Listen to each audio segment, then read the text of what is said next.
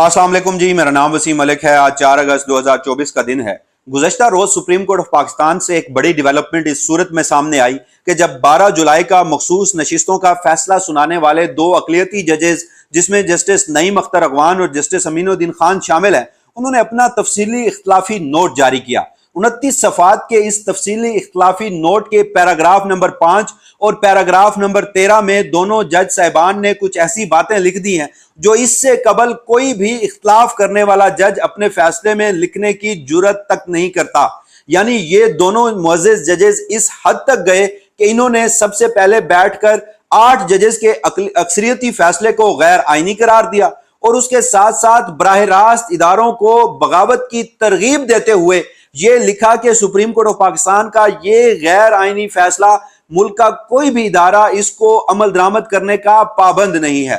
जबकि इसके साथ साथ इसी इख्तलाफी नोट में दोनों मुअज़्ज़िज़ जज साहिबान को इस बात की भी तशवीश है कि अक्सरियती तफसीली फैसला अभी तक जारी क्यों नहीं हुआ, क्योंकि ये दोनों जज साहिबान समझते हैं कि जो रिव्यू यानी नजर सानी का दायरा अख्तियार है या हक है वो मुतासिर हो रहा है।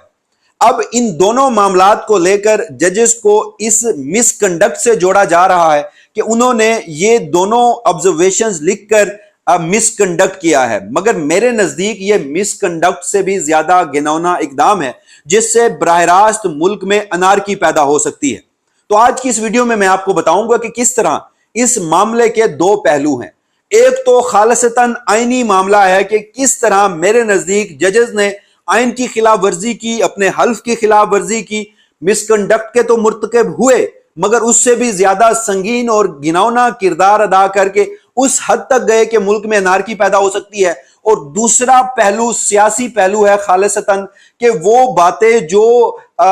हुक्मरान इत्तेहाद और इलेक्शन कमीशन ऑफ पाकिस्तान और इस मुल्क के फौजी एस्टैब्लिशमेंट के करीबी जो क्वार्टर्स हैं वो 12 जुलाई से लेकर अब तक कर रहे थे, वो तमाम बातें इस तफसीली इख्तलाफी नोट में की गई हैं। तो आखिर इसकी वजह क्या है? क्या वजह चीफ जस्टिस काजी फैज ईसा की एक्सटेंशन है कि दोनों जज साहिबान इस हद तक गए हैं, या फिर मुस्लिम लीग नून और हुक्मरान इत्तेहाद से मोहब्बत है? ये तमाम बातें आज की इस वीडियो में मैं आपके सामने रख देता हूं। सबसे पहले मैं इस मामले का जो कॉन्स्टिट्यूशनल पहलू है उसकी जानिब बढ़ता हूं और आपको कुछ चीजें बताता हूं। उससे कबल जो फैसले का पैराग्राफ नंबर 5 है जिसमें दोनों जज साहिबान को इस बात की तशवीश है और इन्होंने फैसले पर सवालात भी उठाए हैं कि अक्सरियती तफसीली फैसला अभी तक जारी नहीं हुआ और इसके बाद 15 दिनों का जो दौरानिया है वो खत्म हो रहा है और दोनों जज साहिबान कहते हैं कि इससे तो वो जो नजर सानी का हक है वो मुतासिर हो जाएगा। अब इस इशू को मैं आपको जो इस फैसले का मेरे नजदीक सियासी पहलू है उससे जोड़ूंगा, मगर उससे बाद जो पैराग्राफ नंबर 13 है उसमें जो एक खतरनाक तरीन बात की गई है वो मैं आपके सामने रखता हूं। इन दोनों जज साहिबान ने सबसे पहले इस फैसले को यानी सुप्रीम कोर्ट के दो जजों ने जो कि अक़लियती जजेस हैं, उन्होंने अपने फैसले में अक्सरियती 8 जजेस को उनके फैसले को गैर आईनी करार दिया। अब यहां पर एक और भी बड़ी दिलचस्प बात है कि 2 जजेस 8 जजेस के फैसले को तो गैर आईनी करार दे रहे हैं, मगर साथ मजीद 3 जजेस जिसमें जस्टिस याहिया अफरीदी, जस्टिस जमाल खान मंदोखेल और खुद चीफ जस्टिस काजी फैज ईसा शामिल थे, उन्होंने भी आधा फैसला पाकिस्तान तहरीक इंसाफ के हक में दिया था। तो बराह रास्त उन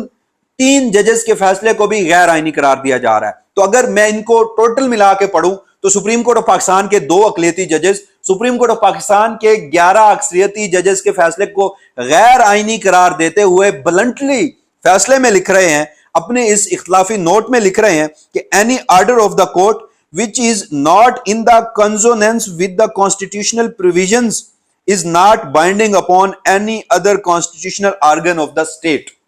यानी सुप्रीम कोर्ट ऑफ पाकिस्तान का एक फैसला गैर आईनी है तो वो पाबंद नहीं बनाता इस मुल्क के किसी और ऑर्गन को, इदारे को, कि वो इस फैसले पर अमल दरामद करे। अब आपने इस बात पे फोकस करना है कि ये दोनों मुअज़्ज़िज़ जज साहिबान पैराग्राफ नंबर 13 इस इख्तलाफी नोट का उसमें लिख रहे हैं जनाब के किसी भी आईनी इदारे को यह नहीं कहा जा सकता कि वो ऐसे फैसले पर अमल करे जो आइन के मुताबिक ही ना हो। अब बराह रास्त तरगीब दी जा रही है इन इदारों को कि वो सुप्रीम कोर्ट ऑफ पाकिस्तान का अक्सरियती फैसला ना माने। अब किन इदारों को तरगीब दी जा रही है? براہ راست سپریم کورٹ آف پاکستان کا یہ تفصیلی حکم نامہ الیکشن کمیشن آف پاکستان کے لیے تھا، جو کہ ایک آئینی ادارہ ہے۔ کیا یہ ججز الیکشن کمیشن آف پاکستان کو یہ ترغیب دے رہے ہیں کہ آپ سپریم کورٹ آف پاکستان کا فیصلہ نہ مانیں؟ اب ذرا سب سے پہلے میں آپ کو آئین پاکستان کا آرٹیکل 190 آپ کے سامنے رکھتا ہوں، اور اس سے قبل بھی میں آپ کو بتاؤں کہ ججز نے، سپریم کورٹ آف پاکستان کے ججز نے یہ حلف اٹھایا ہے، اور اپنے حلف میں وہ اس بات کی قسم کھاتے ہیں کہ وہ آئین کو پروٹیکٹ کریں گے، ڈیفینڈ کریں گے، اور آگے چل کر میں ججز کا حلف بھی آپ کے سامنے رکھوں گا۔ مگر اس سے پہلے میں آپ کے سامنے جو آئین پاکستان کا آرٹیکل 190 ہے وہ رکھ دیتا ہوں۔ اس کا جو ٹائٹل ہے، جو عنوان ہے، وہ ہے action in aid of Supreme Court. پھر آرٹیکل 190 کہتا ہے all executive and judicial authorities throughout Pakistan shall act in aid of Supreme Court، یعنی پاکستان کا ہر جوڈیشل فورم، ہر جوڈیشل ادارہ، ہر ایگزیکٹو ادارہ سپریم کورٹ آف پاکستان کا حکم ماننے کا پابند ہے۔ یہاں پر مے کا لفظ نہیں کہ آپ اپنی مرضی سے کوئی حکم مانیں کوئی نہ مانیں، یہاں پر شیل کا لفظ ہے، اور آئین پاکستان میں جہاں جہاں شیل کا لفظ استعمال کیا گیا ہے اس کا مطلب ہے کہ آپ کو آئین پاکستان کی یہ پروویژن پابند بنا رہی ہے، آپ پر لازم کر رہی ہے۔ تو جب ججز نے حلف لے رکھا ہے کہ وہ آئین کی حفاظت کریں گے، اور پھر آئین کا آرٹیکل 190 کہتا ہے کہ ہر ادارہ پاکستان کا سپریم کورٹ آف پاکستان کا فیصلہ ماننے کا پابند ہے، تو یہ دونوں جج صاحبان کہہ رہے ہیں کہ ضروری نہیں ہے، لازم نہیں ہے پاکستان کے کسی ادارے پر کہ وہ سپریم کورٹ آف پاکستان کا جو فیصلہ ہے، غیر آئینی فیصلہ ہے، اسے مانے۔ اب میں آپ کو آئین کا آرٹیکل 178 سے لے کر 194 جو مختلف شخصیات کے حلف سے متعلق ہے، اس میں جو سپریم کورٹ آف پاکستان کا جج ہے وہ جب حلف اٹھاتا ہے تو اس میں وہ کیا کہتا ہے وہ چیزیں آپ کے سامنے رکھتا ہوں۔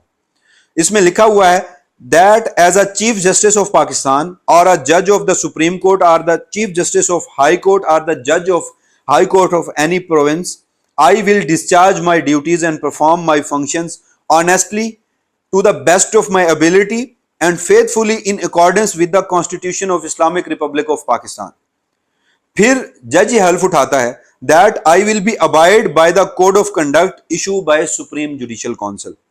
پھر آگے جج اپنے حلف میں یہ قسم کھاتا ہے کہ that I will not allow my personal interest to influence my official conduct or my official decisions۔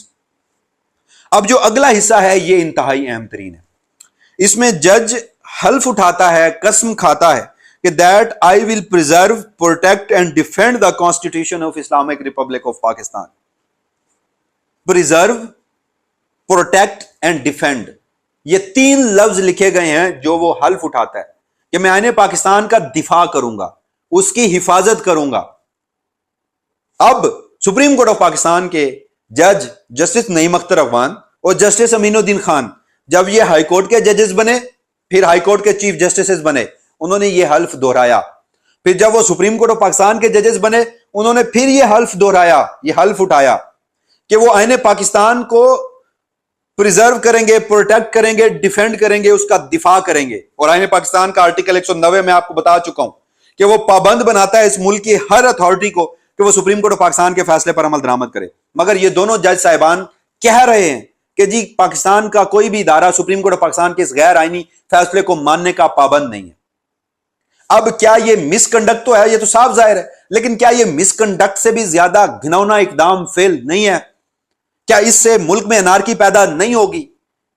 اس ملک نے آئین کے مطابق چلنا ہے۔ جتنا آئین رہ گیا ہے، جتنی اس کی کسر رہ گئی ہے، جتنا آئین کو پامال کیا گیا ہے، جتنا عدالتوں نے اس کا ساتھ دیا ہے پاکستان کی فوجی اسٹیبلشمنٹ، حکمران اتحاد اور اس سے پہلے انٹرم سیٹ اپ کا کہ وہ آئین کو اپنے پیروں تلے روندیں، مگر اگر کسی ایک معاملے پر پاکستان کا سپریم کورٹ آف پاکستان اور ان کے اکثریتی ججز کھڑے ہو گئے ہیں اور انہوں نے آئین کے آرٹیکل 51 کی تشریح کر کے مینڈیٹ کے مطابق، پروپورشنل ریپریزنٹیشن کے مطابق، کانسٹیٹیوشنل مینڈیٹ کے مطابق، ڈیموکریٹک پرنسپلز کے مطابق وہ مخصوص نشستیں پاکستان تحریک انصاف کو دی ہیں، تو ججز اس حد تک جا رہے ہیں کہ وہ آئین پاکستان کی بھی خلاف ورزی کر رہے ہیں، اپنے حلف کی بھی خلاف ورزی کر رہے ہیں اور اس ملک میں انارکی پیدا کرنے کی کوشش کر رہے ہیں۔ حضور سپریم کورٹ آف پاکستان کا یہ ایک اکثریتی فیصلہ ہے، آپ کا اقلیتی فیصلہ ہے۔ آپ اپنے اقلیتی فیصلے میں اپنی وجوہات لکھیں. آپ نے اپنے اقلیتی فیصلے میں ان دونوں معزز جج صاحبان نے 29 صفحات تو لکھ مارے، لکھ چھوڑے، غصہ اتار دیا اکثریتی ججز پر. مطلب ان دونوں جج صاحبان نے الیکشن کمیشن اور پشاور ہائی کورٹ کا ججمنٹ برقرار رکھا ہے. انہوں نے کہا ہے کہ یہ جو مخصوص نشستیں ہیں یہ اضافی طور پر حکمران اتحاد کو دینے کا الیکشن کمیشن آف پاکستان کا فیصلہ بالکل درست ہے، مگر 29 صفحات کے اس تفصیلی فیصلے میں ان کی وجوہات کہیں نہیں لکھی کہ آئین کے آرٹیکل 51 کی کیسے تشریح کی جاتی ہے کہ یہ مخصوص نشستیں ان سیاسی جماعتوں کو ملیں گی. کہیں پر نہیں لکھا، بلکہ یہ لکھ دیا ایک پیراگراف میں کہ ہمارے سامنے جو پروپورشنل ریپرزنٹیشن کا فارمولا ہے وہ چیلنج نہیں تھا، ہم تو آئین کے آرٹیکل 185 میں بیٹھ کر یہ معاملات سن رہے تھے. حضور آئین کے آرٹیکل 185 کے در اختیار میں آپ یہ بات سن رہے ہوں گے، مگر آپ آئینی تشریح کے لیے بیٹھے تھے. یہ فل کوڈ بنایا ہی آئینی تشریح کے لیے گیا تھا، لیکن کیا ہوا کہ ججز اس حد تک چلے گئے. اب اس کا سیاسی پہلو دیکھیے. 12 جولائی کا فیصلہ آتا ہے اور اس کے بعد وفاقی حکومت میں شامل تمام سیاسی جماعتیں اور ان میں شامل تمام وفاقی وزراء اور ان کے سیاسی اکابرین اور سیاسی رہنما آ کر پریس کانفرنسز کرتے ہیں، ٹاک شوز میں روزانہ کی بنیادوں پر بات کرتے ہیں، کہتے ہیں کہ سپریم کورٹ آف پاکستان کا فیصلہ غیر آئینی ہے، ری رائٹ کیا گیا ہے. کہتے ہیں کہ سپریم کورٹ آف پاکستان نے یہ فیصلہ دے کر ہماری وہ کانسٹیٹیوشنل امینڈمنٹ اس کا راستہ روکا ہے جو اب کرنا جا رہے تھے. ٹاک شوز میں آ کر کہتے ہیں کہ ہم سپریم کورٹ آف پاکستان کا یہ فیصلہ نہیں مانیں گے. الیکشن کمیشن آف پاکستان کو ترغیبیں دی جا رہی ہیں کہ نہیں مانیں گے. تو جو بات گزشتہ 3 اگست کو یہ فیصلہ ہوا ہے، 12 جولائی سے لے کر 31 جولائی تک غالباً یہ 19 دن بنتے ہیں، اور پھر 22 دن حکمران اتحاد، الیکشن کمیشن، پاکستان کی فوجی اسٹیبلشمنٹ اور ان کے کنسرنڈ کوارٹرز اور ان کے قریبی لوگ جو مدعا بنا رہے تھے، جو بیانیاں بنا رہے تھے، معزز جج صاحبان نے، دونوں جج صاحبان نے تفصیلی اختلافی نوٹ کے 29 صفحات میں وہ سب کچھ لکھ ڈالا. دنیا کے کسی مہذب معاشرے میں جب عدالتوں کے فیصلوں کا احترام نہیں ہوتا تو ملک میں انارکی پھیلتی ہے. کیا ان جج صاحبان کو مسلم لیگ نون سے اتنی محبت ہے؟ کیا ان جج صاحبان کو مسلم لیگ نون سے اتنی محبت اس لیے ہے کہ میاں محمد نواز شریف اکتوبر 2023 میں جب پاکستان واپس آئے تھے، بڑے شد و مد ڈول ڈماکوں سے کبوتر اڑاتے ہوئے، جہازوں میں لہراتے ہوئے، عدالتیں چل کر ان کے پاس ایئرپورٹ جایا کرتی تھی، اور انہیں جس طرح فوری انصاف مہیا کیا گیا پاکستان کی سیاسی تاریخ میں اس کی بات نہیں ملتی. میں بار بار ایک بات دہراتا ہوں کہ نواز شریف کو دینے والی، سنائی جانے والی سزائیں متنازع تھیں، مگر ان کی بریت اس سے زیادہ متنازع ہے. پاکستان کی عدالتیں چل کر نواز شریف صاحب کے پاس گئیں، اور ان کے بعد جب وہ پاکستان میں آئے، انتخابات ہوئے، سارے معاملات ہوئے، تو میاں محمد نواز شریف پہلی مرتبہ خود چل کر سپریم کورٹ آف پاکستان آئے، سپریم کورٹ آف پاکستان کے دروازے پر دستخط دی مخصوص نشستوں کی نظر ثانی کی درخواست میں. اور اس میں آپ دیکھیے چیف جسٹس قاضی فائز عیسیٰ کی پھرتیاں، ان 2 جج صاحبان کی پھرتیاں کہ فیصلوں میں لکھ رہے ہیں کہ جی وہ اکثریتی فیصلہ جاری نہیں ہوا، جی وہ نظر ثانی کا جو حق ہے وہ بڑا متاثر ہوگا، وہ خدشہ ہے، سوالات اٹھا رہے ہیں. تو یہ معاملات کس طرف لے کے جانے کی کوشش کی جا رہی ہے کہ سپریم کورٹ آف پاکستان کے ججز بیٹھ کر اگر اس ملک کے آئینی اداروں کو یہ ترغیب دیں گے، اگر یہ کام کسی اور نے کیا ہوتا تو غالباً پتہ نہیں اس کے ساتھ کیا کچھ ہوا ہوتا، مگر یہ دونوں معزز جج صاحبان سپریم کورٹ آف پاکستان کے ججز ہیں. اپنے فیصلے میں اپنے فیصلے کی کوئی توجیہات نہیں دے سکے، اپنے فیصلے کی کوئی وجوہات نہیں دے سکے، لیکن غصہ بھی نکالا 8 اکثریتی ججز پر اور کہا کہ انصاف کا حق بھی متاثر ہو رہا ہے، اور ساتھ بغاوت کی ترغیب دی. تو یہ بڑی خطرناک صورتحال ہے. اب سپریم کورٹ آف پاکستان میں معاملات جس حد تک کشیدہ ہو گئے ہیں، اب جب نظر ثانی کا یہ بینچ مقرر ہوگا، یہ کیس جب بھی لگے گا، فل کورٹ بیٹھے گی، کہ اس کے علاوہ کوئی بھی اور کیس ہوگا تو جو ججز میں کشیدگی ہے وہ بڑھے گی. اور اس سے کیا ہوگا، پاکستان کا نظام انصاف اور پاکستان کا جو ادارہ ہے، جو سپریم کورٹ آف پاکستان ہے، جو ایپکس کورٹ ہے، جو انصاف کا ہائیسٹ فورم ہے، وہ کمزور ہوگا. اور اس کا براہ راست فائدہ کس کو ہوگا؟ وہ حکمران اتحاد اور پاکستان کی فوجی اسٹیبلشمنٹ کو. تو کیا یہ پری پلان تو نہیں کیا جا رہا؟ اس حوالے سے یہ بھی بڑے سوالات اٹھتے ہیں. اس حوالے سے جو بھی فردر ڈیولپمنٹ ہوگی، وسیم ملک اپنے اسی پلیٹ فارم سے آپ کو آگاہ رکھے گا. تب تک کے لیے مجھے دیجیے گا اجازت. اللہ نے کے بعد.